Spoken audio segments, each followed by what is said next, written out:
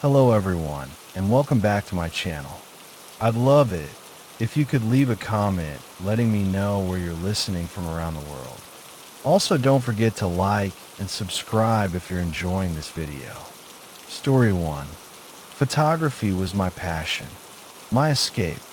There was something about capturing the world through a lens that made it feel manageable, understandable, a moment frozen in time.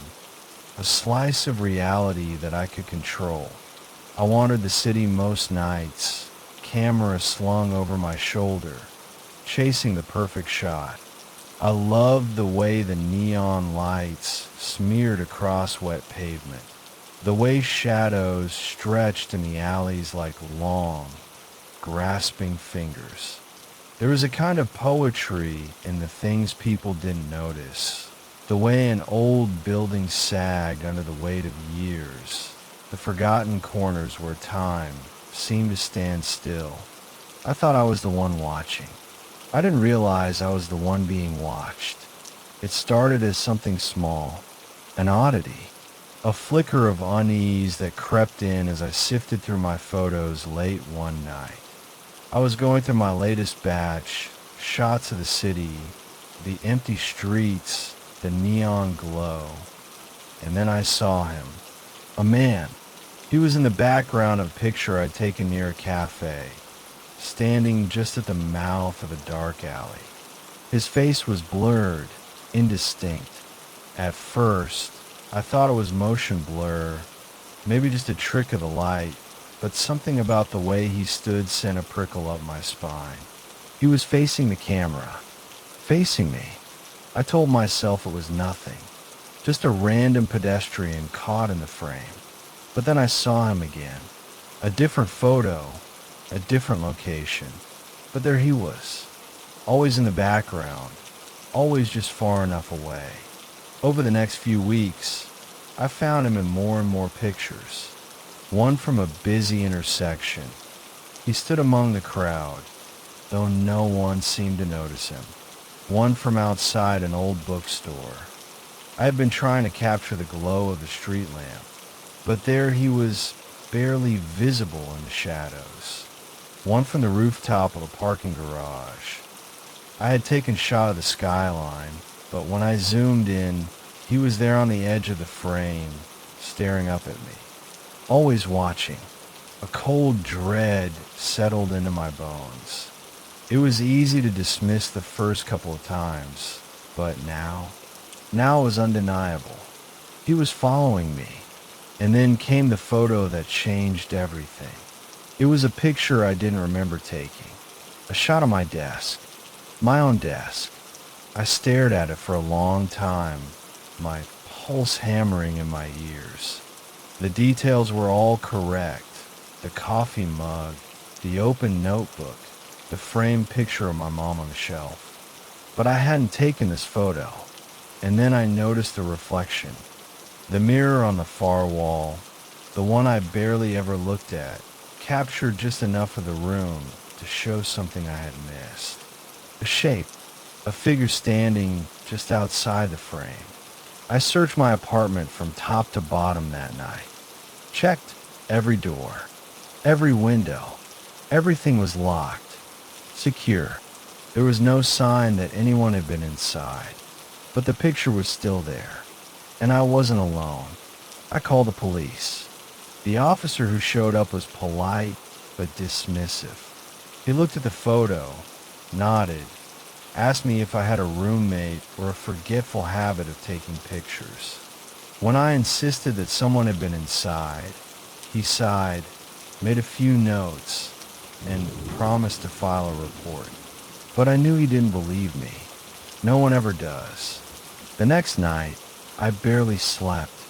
Every sound made my nerves tighten. Every creak of the floorboards felt wrong, like someone was there, just out of sight. And then my phone buzzed. I jolted upright, my heart pounding. A notification from my security camera app. Motion detected in bedroom. I swallowed hard, my hands shaking as I opened the app. The live feed loaded, grainy in the dim light. And there he was, standing in the corner, holding camera. I couldn't breathe. He was tall, his face still blurred in that awful way, like reality refused to fully acknowledge him. He held the camera up, pointing it directly at me as I lay frozen in my bed. I screamed, scrambled for the lamp, the light flooding the room. But he was gone, nothing but empty air. Yet the camera still had the footage. And in the last frame, just before he vanished, he smiled. Not a wide grin, not a smirk, just the hint of a smile, like he knew something I didn't. Like this was all just a game to him. I don't know how he gets in. I don't know how he finds me. But I know one thing. He's still out there, still watching. And next time, I don't think he'll just take a picture. Story 2. Driving for a rideshare company isn't as easy as people think. You meet all kinds of folks, some nice, some weird, some who make you question your entire existence. But nothing, and I mean nothing, compares to the night I picked up him. It was 2 a.m. on a Tuesday, the kind of night where the roads are empty, the world feels abandoned, and even the streetlights seem hesitant to stay on. I was about to end my shift when a request popped up. The pickup spot was a gas station at the far edge of town, right where civilization gave up and let the wilderness take over. I almost ignored it. Something about the place didn't sit right with me. But then I thought, what's the worst that could happen? I should have listened to my gut. When I pulled up, the station looked like it hadn't been open in years. The flickering neon sign cast a sickly green glow over the cracked pavement, and the pumps were covered in grime. There was no attendant, no cars, no signs of life. Just him. He stood near the curb, motionless, like he had been waiting for me his whole life. He was tall, unnaturally thin, dressed in a long black coat despite the warm night air. His face was pale, almost colorless, and his eyes, God, his eyes, even in the dim light, they seemed too wide, too alert, like he never blinked. I unlocked the door, and without a word, he slipped into the back seat. "Hey, how's it going?" I asked, try to keep things normal. No response. His hands rested in his lap, fingers interlocked, as if he was praying. I glanced at the app. His drop-off location was a place I had never heard of, a long string of numbers, not a real address. "Hey, looks like your destination isn't coming up." Silence. I turned slightly to look at him in the rearview mirror. His lips barely moved as he muttered, "Just drive." A cold wave crawled up my spine, but I forced a laugh. Maybe he's drunk, or weird, or just doesn't like talking. So I drove.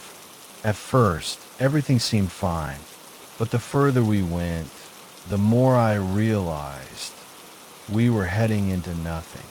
No houses, no buildings, no streetlights, just trees, thick, looming, ancient things that swallowed the road in their shadows. I checked the rearview mirror again.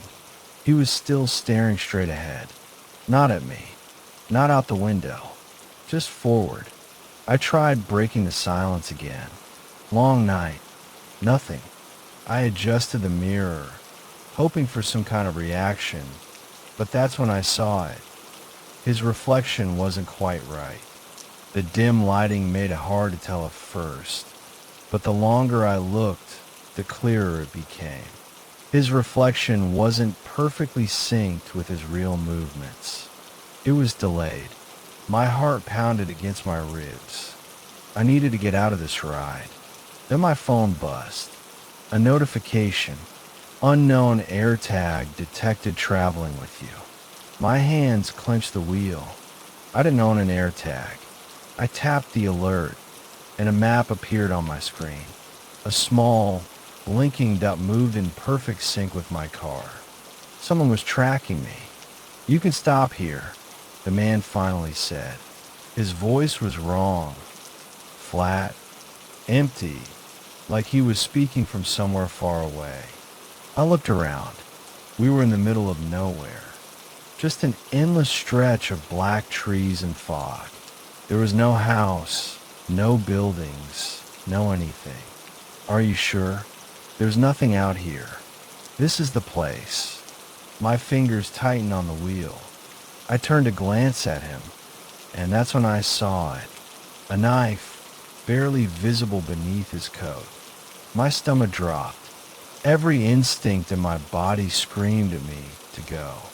I slammed on the gas, the tires squealing against the pavement.